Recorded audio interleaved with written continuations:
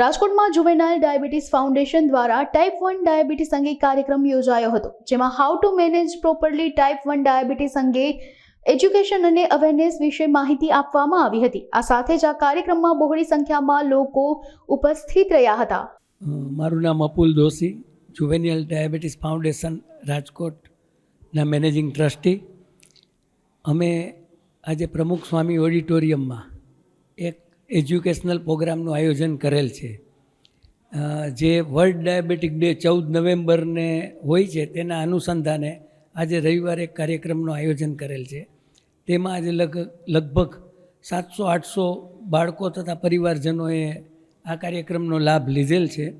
અને આ કરવા પાછળ આજથી 21 વર્ષ પહેલાં મારા દીકરાને ટાઈપ 1 ડાયાબિટીસ ડિટેક્ટ થયેલ હતું, જે આપ બધા જાણતા જ હશો. ન જાણતા હોય તો હું તમને આજે અબતકના માધ્યમથી જણાવવા માગું છું કે ટાઈપ 1 ડાયાબિટીસ એટલે જે બાળકોમાં થતા ડાયાબિટીસનો રોગ હોય છે, કે જે ઇન્સ્યુલિન ડિપેન્ડન્ટ હોય છે. દિવસમાં 3 થી 5 વખત ઇન્જેક્ટેબલ ઇન્સ્યુલિન લેવું પડતું હોય છે અને દિવસમાં 3 થી 4 વખત એને સુગર ચેક કરવું પડતું હોય છે.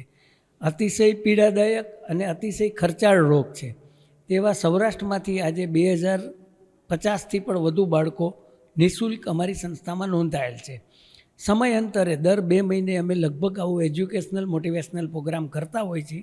કારણ કે આ બાળકમાં ડાયાબિટીસ ડિટેક્ટ થાય એટલે એમનો પરિવારજનો, માતા પિતા અને આખો પરિવાર ખૂબ ગંભીર રીતે ભાંગી પડતો હોય છે. તો એ લોકોને અમે એજ્યુકેટ કરવા માટે, એને મોટિવેટ કરવા માટે આવા પ્રોગ્રામના બધા પ્લાનિંગ કરતા હોઈએ છીએ. તેના ભાગરૂપે આજે અમે એક અહીંયા સરસ પ્લાનિંગ કર્યું હતું. રાજકોટના ઉદ્યોગપતિઓ, રાજકારણીઓ, ધારાસભ્યશ્રીઓ, મેયરશ્રી તથા ઇન્ડસ્ટ્રીયાલિસ્ટ ઘણા બધા મુખ્ય મહેમાનોની હાજરીમાં ખૂબ સરસ પ્રોગ્રામનું આયોજન થઈ ચૂક્યું છે. અને બહોળી સંખ્યામાં બાળકો તથા પરિવારજનોએ એમાં લાભ લીધેલ છે. અને દરેક જે બાળક અહીંયા આજે હાજર હતું તે બાળકને 2500 રૂપિયાની આસપાસની તેને ટાઈપ 1 ડાયાબિટીસમાં ઉપયોગી થતી ગિફ્ટ સ્વરૂપે પણ અમે એમને વપરાતી ઇન્સ્યુલિન સિરિંજ, ગ્લુકોમીટર સ્ટ્રીપ તે પણ અમે ગિફ્ટમાં આપેલ છે. આગામી સંસ્થાનું લક્ષ્યાંક અમે એવું છે કે જો અમારે વર્ષમાં 12 થી 15 બાળકો અને અનકન્ટ્રોલ ડાયાબિટીસની હિસાબે ગુજરી જતા હોય છે. તો અમારી રાજકોટ મ્યુનિસિપલ કોર્પોરેશનને વિનંતી છે કે અમને એક જો જગા આપે તો એમાં અમે આખું એજ્યુકેશનલ સેન્ટર અને રિસર્ચ સેન્ટર બનાવવા માગીએ છીએ. તો જેથી કરીને અમારા બાળકોને 24 કલાક અને 365 દિવસ એને એજ્યુકેટ કરતા રહી. આ ટાઈપ 1 ડાયાબિટીસમાં ઇન્સ્યુલિનને એ તો જરૂરિયાત એટલી જ છે, પણ તેની સાથે એનું માર્ગદર્શન પણ ખૂબ જરૂરી હોય છે. તો જો અમારું પોતાનું સેન્ટર હોય તો અમે આ બાળકોને રાઉન્ડ ધી ક્લોક ગાઈડ કરી શકતા હોઈએ છીએ, એને એજ્યુકેટ કરી શકીએ. એટલે અમારી રાજકોટ મ્યુનિસિપલ કોર્પોરેશન અને જિલ્લા કલેક્ટરશ્રીને અમારી રજૂઆત છે કે ભાઈ અમને કોઈ 1000 ચોરસ મીટરની આસપાસની જમીન આપે ફ્રી અથવા ટોકન રેટથી, તો અમે આખું અમારું એજ્યુકેશનલ ને રિસર્ચ સેન્ટર જે ગુજરાત કે ભારતમાં નથી તેવું અમે રાજકોટમાં બનાવવા માગીએ છીએ. હા, આવા ઘણા બાળકો હશે કે જેને હજી આ સંસ્થા વિશે પણ જાણ નહીં હોય અને તે બાળકો બિચારા સફર કરતા હશે, પરિવાર પણ સફર કરતો હશે. તો મારી આપતકની ચેનલના માધ્યમથી જે સાંભળવાવાળાને બધાને વિનંતી છે કે જો આવા કોઈ પણ બાળકો આપના ધ્યાનમાં આવે તો રાજકોટ જુવેનાઇલ ડાયાબિટીસ ફાઉન્ડેશનનો સંપર્ક કરાવો. એ બાળકો તથા પરિવારજનોને શારીરિક, આર્થિક ને માનસિક અમે બધી રીતે એમને ઉપયોગી થશું તેવી અમે બાંહેધરી આપીએ છીએ. હું ડૉક્ટર પંકજ પટેલ, એન્ડોક્રાઇનોલોજિસ્ટ, ડાયાબિટીસ અને હોર્મોન સ્પેશિયાલિસ્ટ, રાજકોટમાં પ્રેક્ટિસ કરું છું.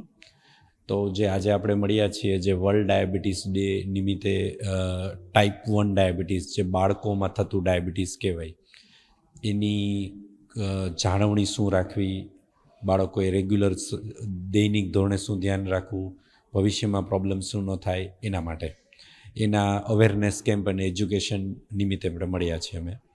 હવે પ્રાથમિક માહિતી આપું તો ટાઈપ 1 ડાયાબિટીસ જે નાની ઉંમરે થતું શુગર્સ કે 1 નંબરનું ડાયાબિટીસ કહેવાય, કે જે શરીરમાં પેનક્રિયાઝ એટલે સ્વાદુપિંડ નામની ગ્રંથિ આવેલી હોય, જે અમુક કારણોસર ઇન્સ્યુલિન બનાવવાનું બંધ કરી દે.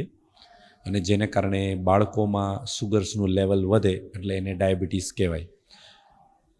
થોડુંક એ ટાઈપ 2 એટલે જે મોટી ઉંમરે થતું ડાયાબિટીસ હોય એનાથી ડિફરન્ટ હોય, કારણ કે મોટી ઉંમરના ડાયાબિટીસમાં આપણે ટેબ્લેટ જે તમે જાણતા હોય જે આપણે બધાને આપી શકાય સુગર કંટ્રોલ માટે, પણ ટાઈપ 1 ડાયાબિટીસ એટલે 1 નંબરનું સુગર જે બાળકોમાં થતું હોય એમાં આપણે ગોળી કે ટેબ્લેટ ન આપી શકીએ. એમાં આપણે ઇન્સ્યુલિન જ આપવું પડે, જે ઇન્જેક્શન સ્વરૂપે આવે, પેન છે, બોટલ છે, વાયલ છે સ્વરૂપે આવે. જે ઇન્સ્યુલિન ઇન્જેક્શન છે દિવસમાં 3 થી 4 વખત ટાઈપ 1 ડાયાબિટીસના બાળકોએ લેવાનું હોય, જેનાથી સુગરનું કંટ્રોલ રહે. આ ઉપરાંત ઇન્સ્યુલિન લેવાની સાથે રેગ્યુલર સુગરનું મોનિટરિંગ કરવું. ગ્લુકોમીટર્સ આપણને ખ્યાલ છે કે થોડું પેઇનફુલ છે, એની સોય છે, નીડલ છે, પણ લાંબા ગાળે ભવિષ્યમાં પ્રોબ્લેમ ન થાય એના માટે રેગ્યુલર ચેક કરવું પણ જરૂરી છે.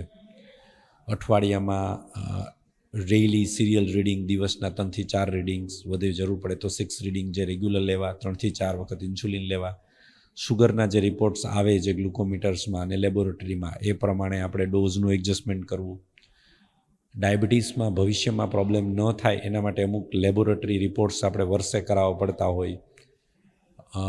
આંખના પડદાની તપાસ, કોલેસ્ટ્રોલ, હૃદયની, પગની તપાસ, કિડનીમાં પ્રોબ્લેમ્સ ન થાય એના માટે યુરિન આલ્બ્યુમિન, ક્રિએટિનિન અને HbA1c જેને આપણે 3 મહિનાની સુગર કહીએ એની 3 થી 4 મહિને જે રેગ્યુલર રિપોર્ટ કરાવવા જરૂરી છે.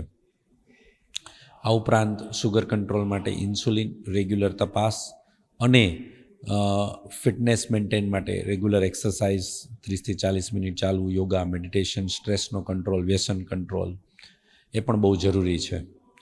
વિગતવાર સમયસર અમે ટાઈપ 1 ડાયાબિટીસના બાળકોને એને ફૂડનું કંટ્રોલ કેવી રીતે, કારણ કે બાળક છે એટલે ઓલવેઝ ડિમાન્ડ કરે, અમુક એમના પણ પ્રેફરન્સીસ હોય, તો ડાયાબિટીસને કંટ્રોલ પણ રહે અને એવી રીતે શું ખોરાકમાં ફેરફાર કરી અને સુગરને કંટ્રોલ કરી શકાય એ પણ માહિતી અમે વિગતવાર આપતા હોય છે, અને જે બહુ જરૂરી છે, જેને કારણે રેગ્યુલર જીવન ધોરણ મેન્ટેન રહી શકે અને ફૂડનો પણ આનંદ લઈ શકે અને ડાયાબિટીસનો કંટ્રોલ રહી શકે.